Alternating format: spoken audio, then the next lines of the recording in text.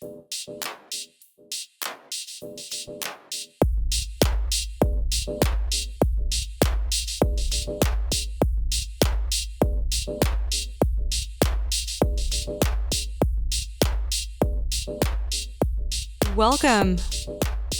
to the Stream of Consciousness podcast. I'm your host, Rebecca Rolalazo. As you can see, we have a new little setup, so I'm going to play around with this. We're going to, mix it up, keep it spicy. This is weird talking directly to the camera.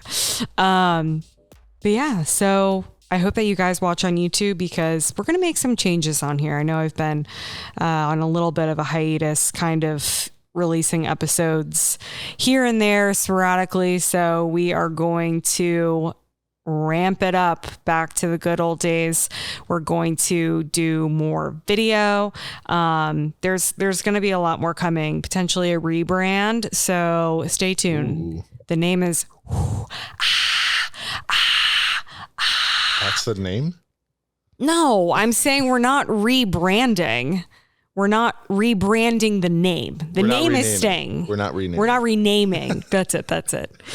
So yeah, I am super excited. Gonna see, just how much I can slang this podcast, see what money we can make, maybe get some brand deals on here, putting some stuff on the vision board. So stay tuned for that. Anders is wincing. Vision board. Vision board kind of sucks. Yeah, doesn't it? It just is like an embarrassing scrapbook page. So yeah, we're gonna do a lot more on here. But yeah, let's get into it. So gotten a lot of questions around, planning a wedding. It's like, once you get engaged, all the questions start coming out. Oh, when's the wedding? Oh, do you guys want kids? Just the whole gambit, but yeah, planning a wedding makes me want to butt chug radiator fluid. Honestly, it gives me hives thinking about it. I was somewhat involved we had an engagement party. We had some friends help plan that, which was lovely, but not being fully in control of that sent me into a spiral, and also trying to just nail down the details even of that, which was so casual, like the most casual of engagement parties, was my living hell. And so shout out to the wedding planners, to the event planners. I don't know how you guys don't jump off a 10-story building. Honestly, no, jump off a 6-story building. So you feel the pain. And here's the thing though, with the wedding planning, no, okay, I have not planned anything. We have not planned anything. We talked about ideas, but we have no fucking idea.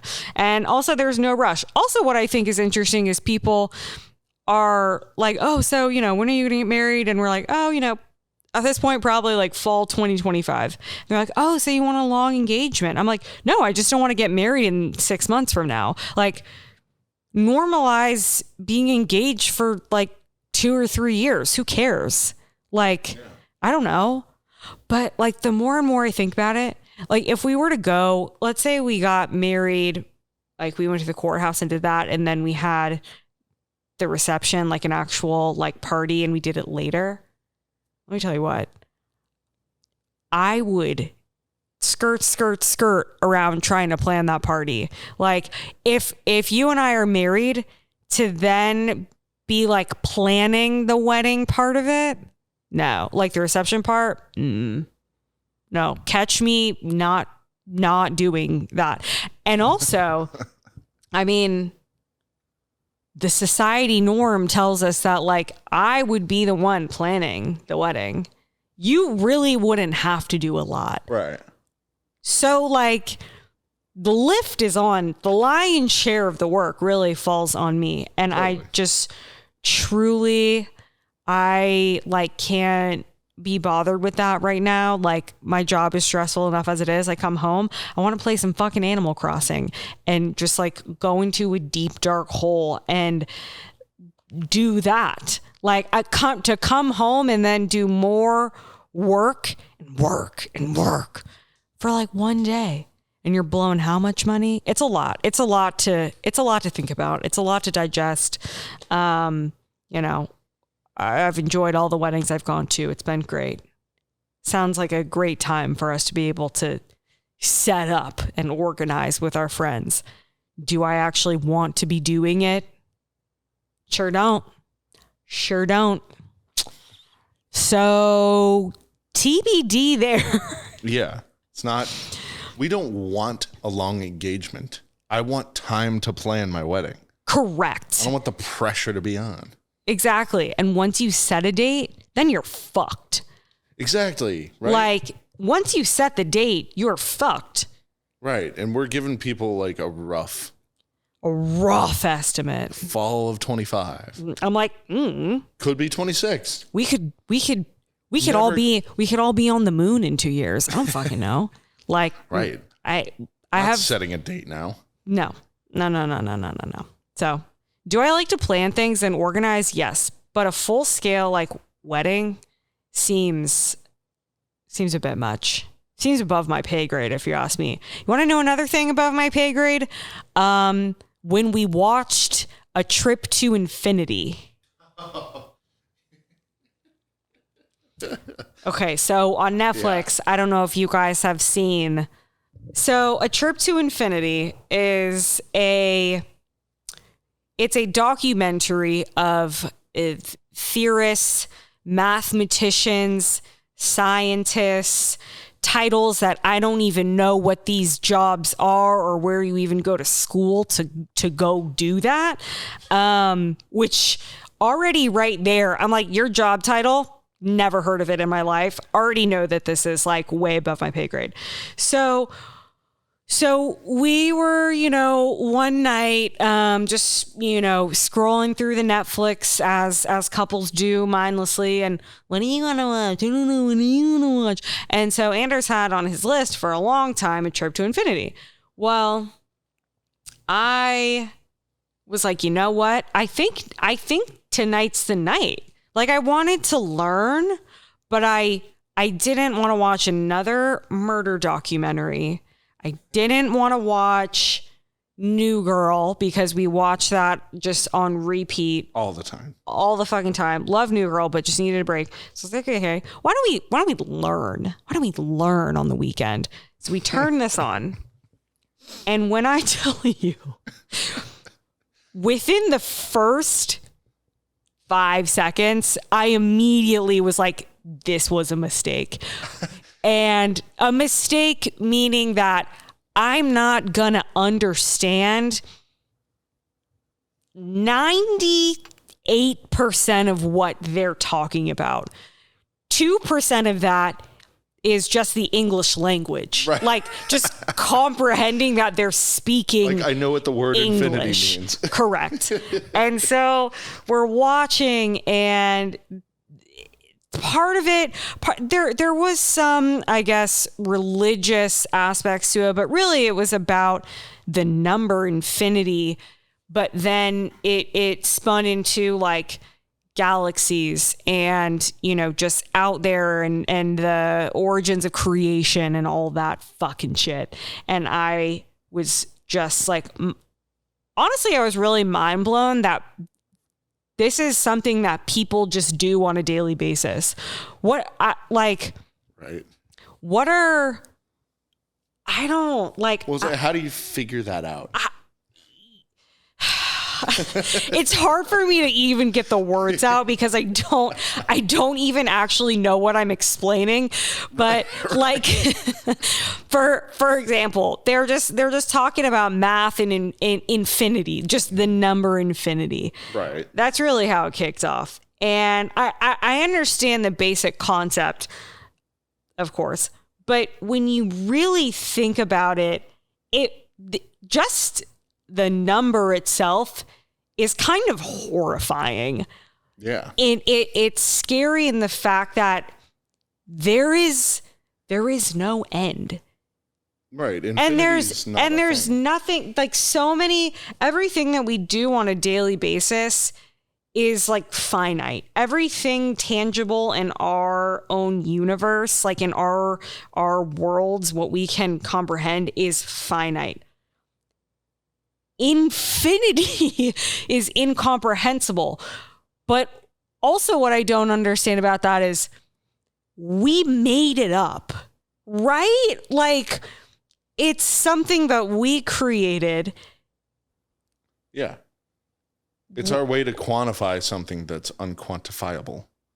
And how did we get there? Well, we didn't. That's the point. Like, right? Because it never ends. You can't measure infinity. Correct. So we just say infinity to be like, oh, I don't know. Infinity. But not only does it go like 1, 2, 3, 4, 5, 6, on and on and on and on. That goes forever. Yeah, on and on. But then in between those whole numbers, so like 1, 2, 3, like there's 0.1, there's 0.2, 0.01, yeah, there's 0.00001, there's infinite a million zeros one, right? But then there's no, so it's that will never end either. That just, I mean. Sorry, I'm like leading with this kind of, but it was. I just was watching it and we're like probably 20 minutes into it. And I just turned to Anders and I was like, dude, this is above our pay grade. Like even to watch this, like I think we just looked at each other and even laughed. To watch it was an embarrassment for the documentary because just these two potatoes on the couch just the infinity, like not a fucking clue. And then it just spun into like the galaxies and black holes and how do you measure a black hole? And like you can't, and I won't even, and that's what I said is probably all incorrect actually, which is again why it's above my pay grade. Let me ask you this though. Did you enjoy it? I feel like I enjoyed it because I thought about it. Oh, I enjoyed it because both you and I were just sitting on the couch, like mouths agape. I was mesmerized. Because I was just like, I'm a dumb bitch. Like, I mean, we're not even that dumb, but yeah. No, but yeah. Relatively, yes. Relatively, when you put that into perspective and you see these people who know all this, but I'm like, but also part of it is like, but what do we need to know this for? What do we study this for? What is the end goal of understanding infinity? Right? Like, what's the meaning of life? Anyways, I could go on for infinity. Actually, I can't because I will die. So, yeah, just wild. I will say, I think to get to Anders' point, I would recommend watching it if you want to feel like a dumb bitch. I'm just kidding. I would recommend watching it if you want to just get outside maybe your comfort zone of what you watch. I mean, everyone's like absolutely in La La Land over, the murder documentaries and dramas and all of that, which is fine. It's entertainment. It can be mindless. But I think it's good to exercise the brain a little bit. And, it was nice to do. It was nice to watch. It was a nice change of scenery, if you want to call it that. I don't know. So to migrate away from a trip to infinity, one thing I've also thought about, just probably, I don't know, once a quarter, how does dry cleaning work? Also something that I would like to just live in the dark on. Part of me could I Google it? Sure could. Could I chat GPT it? Absolutely I could. Can they make a Netflix documentary? Could I make a Netflix documentary about it? Probably. Wait, could I make? No, I couldn't make one. I could watch one. Probably. I don't know if there is one because I don't think it's. Well, why would I want to make it? I don't even know how it works. Here's my thing. Oh, and actually, maybe that's the thing. Maybe it is a spoof on how dry cleaning started and what it actually is. Like, I would like to think of, when you're 5 years old and you think that, the stork brought your parents the baby. I mean, I never thought that, but you know what I mean? Just the anecdote. So Santa Claus, this. So that's how I would like to feel about dry cleaning. And maybe I create a spoof on the origin story of dry cleaning. Anyways, but so back to how I think about it. So dry cleaning's a fairy tale. No, right. I'm like, I take it there. It doesn't smell like anything really when I get it back. It looks nice. And it's starchy. It's very starchy. And how do you clean it dry? No, that's exactly my thing. I would like to think that it just is magic. I'd like to think that Harry Potter, Hermione, Ron are just Wingardium Leviosa on all the clothes, and then they're clean, I guess. But when the dry cleaning, you take it there, like, are they cleaning it, or are they just removing stains and like ironing it or steaming? Like, I don't really understand. I know it's like, I think it's like a solvent or something, but I'm like, how does that work without water is my question. I can't comprehend it. To me, dry cleaning and infinity are like one and the same. I want to think that it's magic and it's like a make believe. I don't know. Is removing stains not cleaning? You know what I mean? Because you need you have to. Well, clean that's part of it. But like, there's smell to clothes. Like, there's not always stains in clothes. There's like just everyday dirt. Right, and that would come out if a stain's coming out also. So, Anders, I don't know what you're asking me right now. I don't know how dry cleaning works. I'm a dumb bitch who doesn't know how dry cleaning works. Okay, or so infinity. I don't know stains. Like, I don't know. All I know is at home, I throw my clothes in the washing machine, and they get wet with some soap, and then they're clean. I throw them in the dryer, they clean. That's it. So dry cleaning, if anyone can explain it to me, hold off and don't, because I want to live in the dark. I want to think that it's magic. I want to think that someone's doing some voodoo doll shit in the back to get my clothes clean. Okay. So that's the world that I would like to live in these dark times.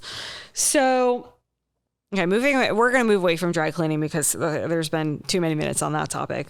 This is actually a fun story that I was telling Anders the other day. I think that his mom didn't think it was as funny, but I thought it was hilarious. So, once upon a time, I was a bit more of a religious person, and when I was younger, and me and my parents, we'd go to church, and we'd gather on holidays, and the whole thing. But I wasn't like, I didn't go to Bible studies and stuff, so I wasn't like that level of Christian. But anyways, so way back, something that happens in the Methodist Church and a lot of other churches is you can be confirmed, which I find a strange term to use when I guess you're dedicating your life to Christ. Is that what it well, I don't even know what being confirmed actually is. I went to the classes and I did it. It's basically like once you're 21 or once you're 18, I guess, you're an adult. Okay. And you can make your own decisions. And that's what being confirmed means. It's just like a rite of passage. It is a rite of passage. To just live your life. It means it's kind of like the Christian version of a bar mitzvah. It's like you are your own man now. Why is the church telling me that? That is a fantastic question. Anyways, I don't want to get like too down, like too religious here, or like, poking fun or doing. We're not going to do that today. Everyone is entitled to their own beliefs, and I love that, and cool. So being confirmed, strange term. I was confirmed. I think this was in middle school. And so I had some friends who were Catholic, and they would have like events sometimes for, the teens. And so there was a sleepover at a mini golf, mini putt-putt, mini golf, putt-putt, whatever the fuck. It's mini golf or putt-putt. Yeah. Wait, is it? Uh-huh.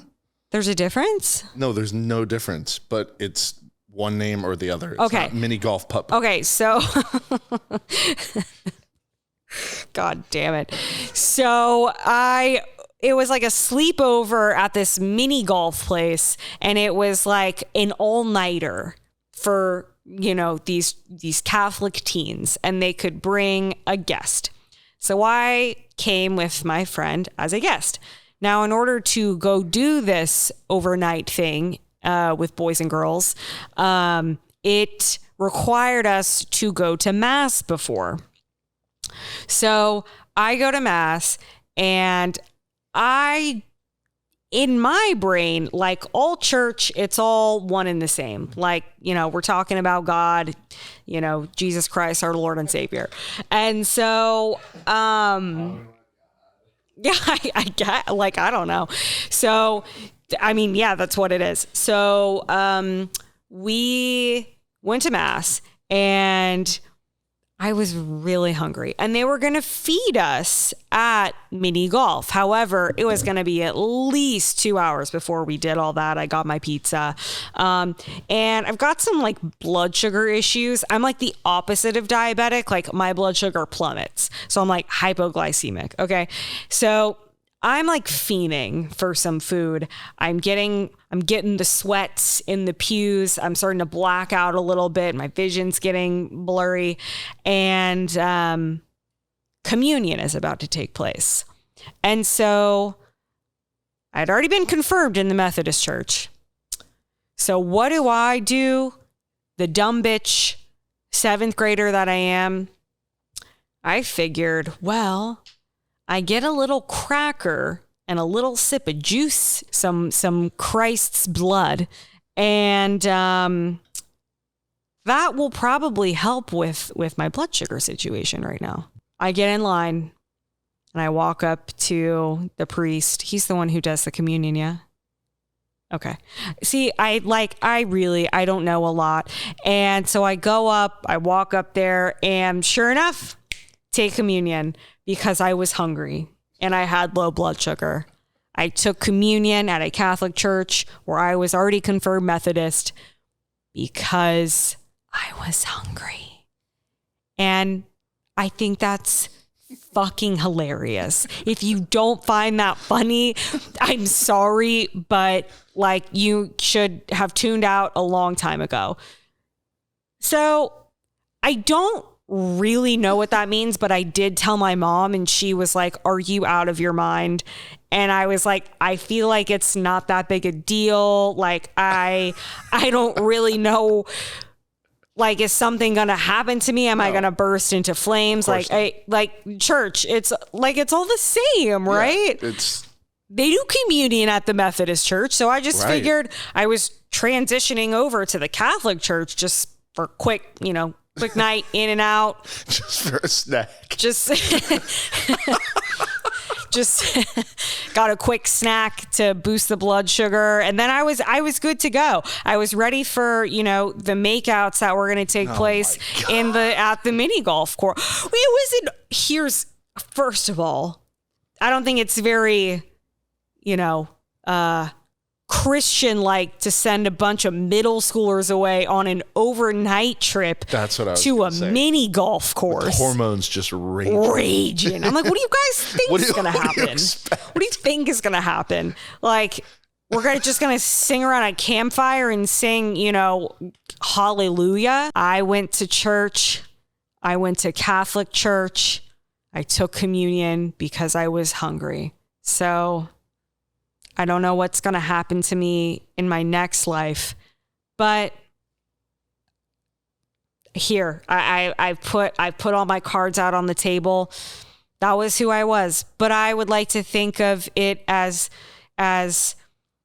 I felt so much inclusion there that I felt like it was not going to be a problem. And allegedly it's frowned upon. So anyways, I needed to share that story. I needed to get it off my chest and I guess repent for my sins because it was a problem. But I just needed you guys to know that of like why I have a podcast in general and I'm just screaming into a microphone, because I have a lot more other stories like that to tell on here, and just lay myself down on the line, for Jesus.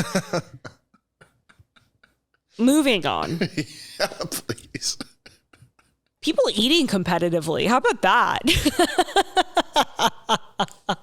I mean, I was having a quick snack at communion to just like stay standing and not like keel over. But people do eat competitively. It's disgusting.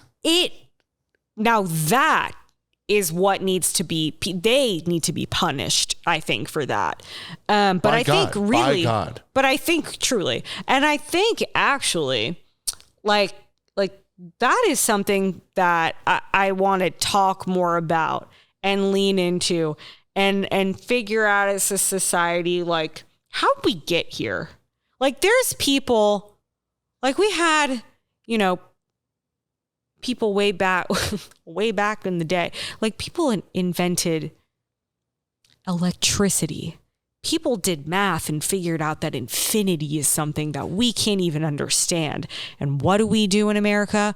We have eating competitions. What? What are we talking about? I just need a moment of silence because it's super upsetting. You know what I mean? Like, I love eating. Love it. It's a beautiful thing. Food is a glorious thing. Do I think that I want to participate in eating competitively? I don't know who wakes up and does think that was the correct move for them in life. And people are making money off of this. And it is really, disgusting. It just makes me need to I want everyone to really look inward and think about the choices there. Can I say one thing? Go ahead. I'm still gathering my thoughts. So the ironic thing, we're talking about religion and being sacrilegious and whatever. This is competitive eating. It is gluttony. Gluttony at its finest. It is gluttony at its finest. It is one of the 7 deadly sins. Yeah. And we are glorifying it. We are. And literally paying people for it. 100%. 100%. See, guys, you're learning so much on here. You don't even realize. You think I'm a dumb bitch, but actually. You said that. Actually, I did say it, but actually there's so much intelligence. Your IQ is just going to explode out of the rooftops like lava because of how much you're learning. But really, like, why are we not talking more about this and like putting an end? If I was president, I would probably put an end to competitive eating, because not only is it just like very just gluttonous and really confusing, but it's really confusing. It is confusing. It is. But not only is it really confusing. No, That's such a good way to put it. It's really confusing. But not only is it really confusing, but like it's the most disgusting thing I've ever watched in my life. People are dunking. They're dunking hot dogs in cups of water. Ugh, I literally could gag thinking about it. Dunking hot dogs and buns into water to be able to get the food down quicker. There are people starving. It's so horrifying to watch and to even like, you know what I find disgusting is when people will take a bite of food and they're chewing and then they also take a sip of whatever they're drinking and they are still chewing after they took the sip. It's so, but then we have competitive eaters who are just fully submerging their hot dogs into a glass of water like a submarine and are woofing just as fast as they can. And I would like to put an end to this. I think it is a poor choice of entertainment, and I think we can do a lot better. Oh, it's sad. It is upsetting, and I really look. I'm all for some weird fun. Yeah. I'm all for some weird Mindless, weird shit. Mindless, dumb shit. I said dumb shit a lot this episode. Well, we talk about a lot. We're talking about a lot of dumb shit. But I think that we don't need to be doing that anymore. And as presidential candidate, yeah. You know what's one of the most sad things about the whole thing? Is that it is televised on ESPN. It's on ESPN, guys. Sports. They won't even put WNBA on fucking ESPN. Yeah, they do. Oh, they do? Oh, yeah, big time. Oh, I thought that they didn't. Oh, they're pushing it hard. But that's a new thing. That's a new thing, yeah. The fact that women's basketball on ESPN is a new thing versus Johnny Hot Dogs. What's his name? Johnny, what's his name? Johnny Hot Dogs. I don't know what the fuck is... It's Joey Chestnut. Oh. Dude, I mean, same fucking thing. Same guy. Joey Chestnut. Like, just... It's super sad, and I want to end that. And me as in the running, as candidate in the next election, I would like to put an end to eating competitions, and I want to do that for us, guys. I'm doing it for us. I'd vote for with us in mind. Thank you. Okay, so competitive eating, really, really a bummer. Big time loss for us. For humanity in general. So before I get into the list of the week, I have one more thing that I'd like to, pick apart. Saw an Instagram ad for a new form of braces. And no, I do not mean Invisalign. What I am talking about are these braces that actually go behind your teeth. So they're brackets that go on the inside of your teeth. And I will be damned if these Gen Zers and these next generations do not have to go through the adversity of the awkward braces stage. If they don't have to go through that, I am going to lose my shit. And also, we are doomed for society because there is adversity. There are lessons to be learned in being ugly for a period of time in your life. I know Anders, he did not have braces. So my teeth aren't great.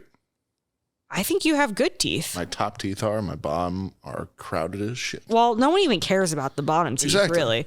So, point being, For everyone who has had to have braces, you have the brackets. You pick the 17 different color rubber bands that go on them. You have the rubber bands that, shut your bottom teeth and your top row of teeth together, and you're with drooling everywhere.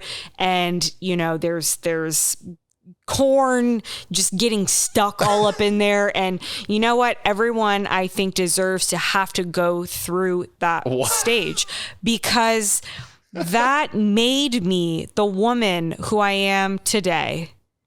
It's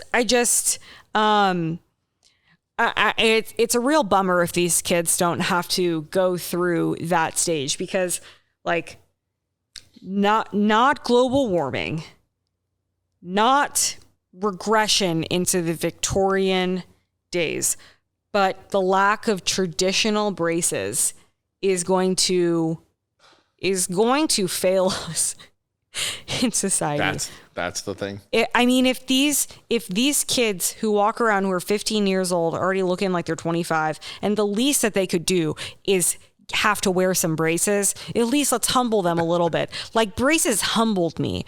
You know what I mean? Yeah. It was humbling. It was a dark time everyone had to go through. And if these kids just get away with boob jobs and Botox and braces and, the highlights in the hair and the extensions and everything, and they just bypass the ugly stage, I think we're fucked. It's human progress, baby. Is it human progress? No, it's not. Because tell me it's human progress when I pop a girl out of my vagina and then we have to deal with this. So all I'm saying is ban whatever these faux braces are, and let's stick to our traditional roots. Sound like such a curmudgeon, but I'm gonna say it, like these kids need to be humbled a little bit. Okay. All right. We're going to get into the list of the week.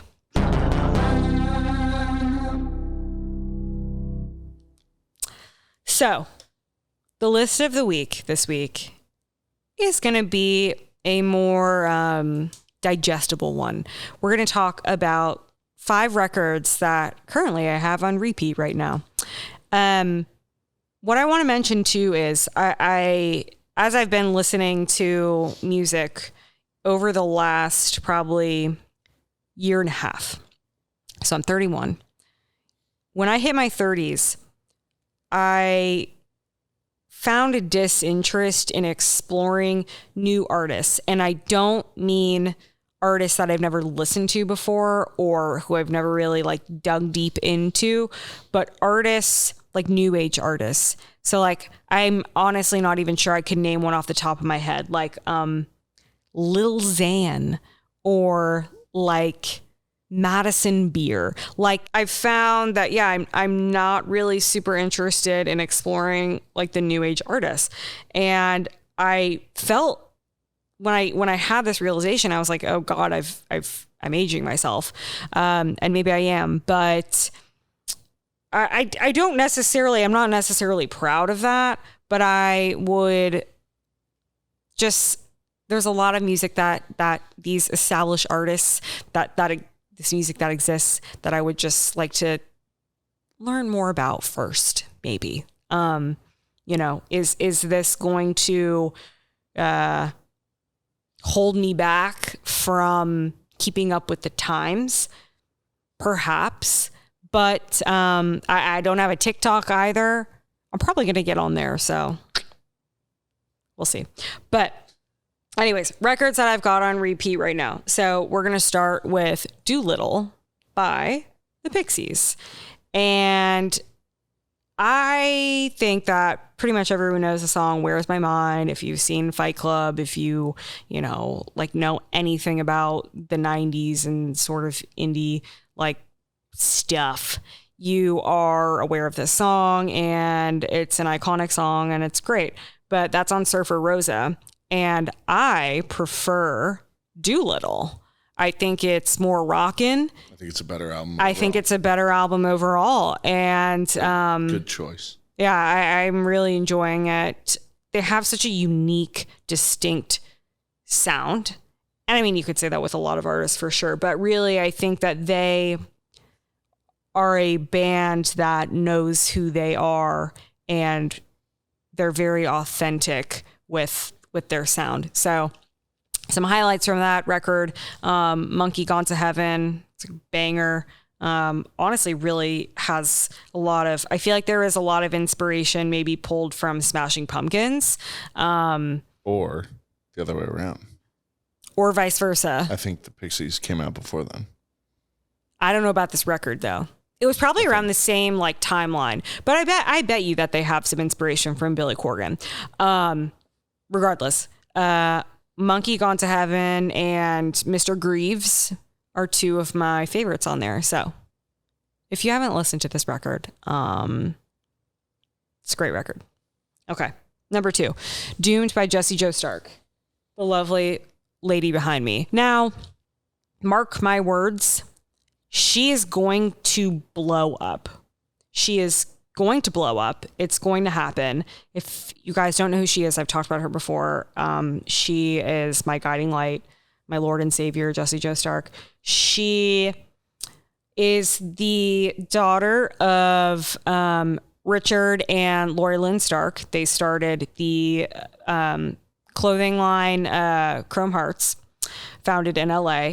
And she was born kind of into this royalty, but they're first generation. So this wasn't a company that was passed down. Like, she is like kind of on the front lines with them and is building this brand and has, you know, done this as a kid growing up. And it's just really cool. She just like lives a very rock star life. She just is innately cool. And she is a very talented musician, songwriter, artist in general. I'm such a fan of her, and I think her sound too is also very distinct. It's so different, I think, from, she is, I would consider, more of a new age artist. She's been putting out music for several years, but she finally put out her first studio album. And is she more of a new age artist? Yes. But her sound is so mature and just unique from, I think, a lot of the quick singles that people are popping out, you know? So anyways, she's on tour right now. I'm loving her album, Doomed. It is excellent. Great album. Great album. My highlights on there are 666 in the Suburbs, Slayer, Lipstick, and Sugar High. They're all very different vibes, but those are some of my favorites on there. And also too, Jesse Rutherford of The Neighborhood, he actually produced this record. So both Jesse's in the studio. Incredible too. He's also one of my favorite artists. Love him. Think he's super talented. So yeah, it was a great collaborative effort on this record. If you haven't listened to it, listen to Modern Love. Modern Love is also great. I mean, really. Well, that'll hook you in. Yeah. I think. Yeah. That hooked me in. Modern Love is a banger. Okay. Record number 3, Amnesiac by Radiohead. So I say that because last weekend, for Labor Day weekend, we were driving down to the beach, and Anders and I usually will go through on a road trip. We'll go through like OK Computer and Rainbows, maybe the Bends. And we always put on a Radiohead album, like no fail.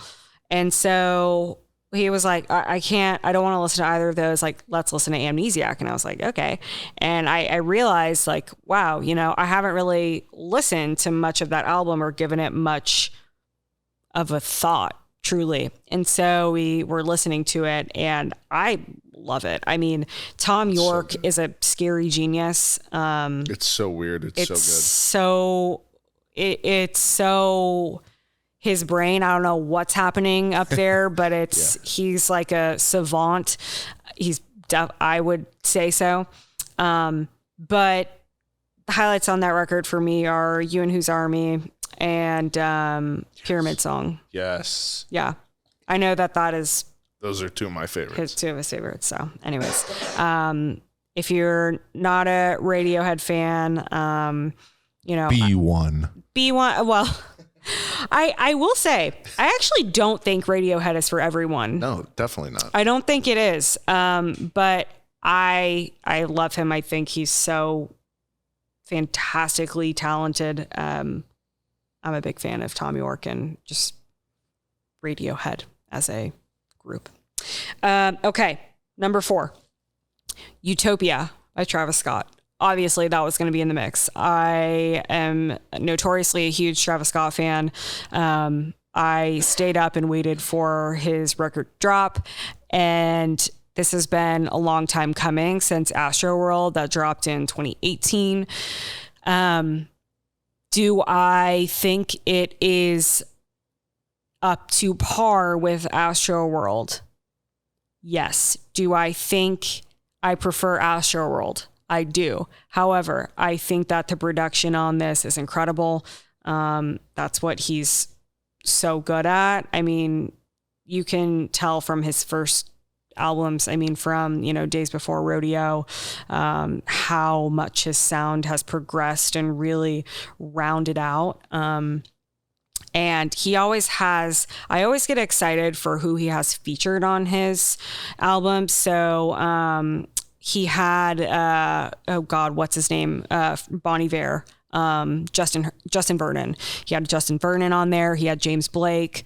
Those were two standouts for me. And Dave Chappelle was actually featured on a track.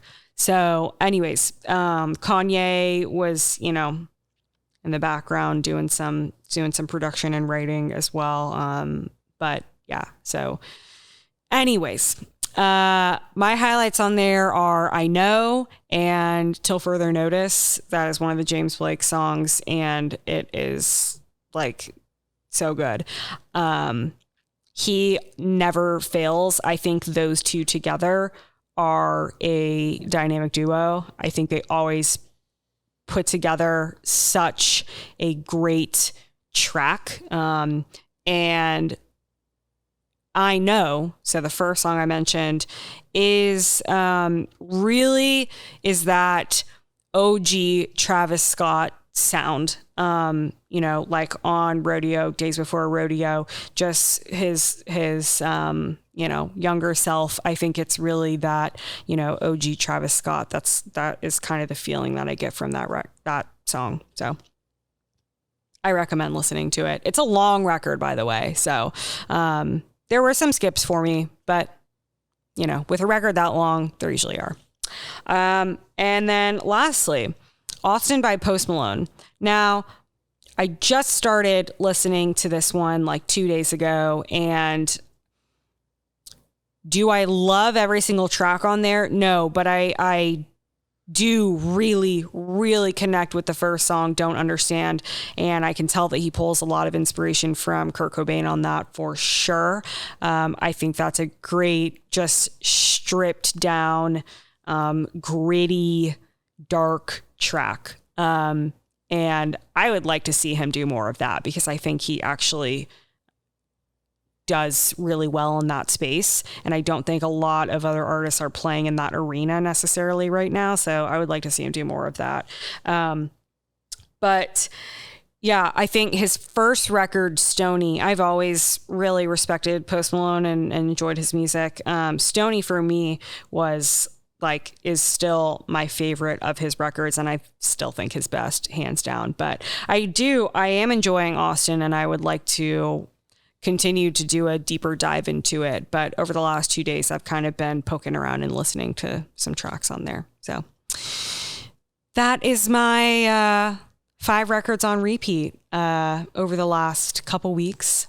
So that was fun. I feel like I'll do that more on a regular basis. I love sharing music. I love talking about music. Something I connect to very deeply because I was a dancer for so many years. And music is just lives inside of me. And I feel music. So anyways, I'm going to do more music reviews. maybe some album reviews. So yeah, well, think about it. We're rebranding, we're reshaping, you know, where I'm 31 now. I'm just so wise and ready to morph into a new me.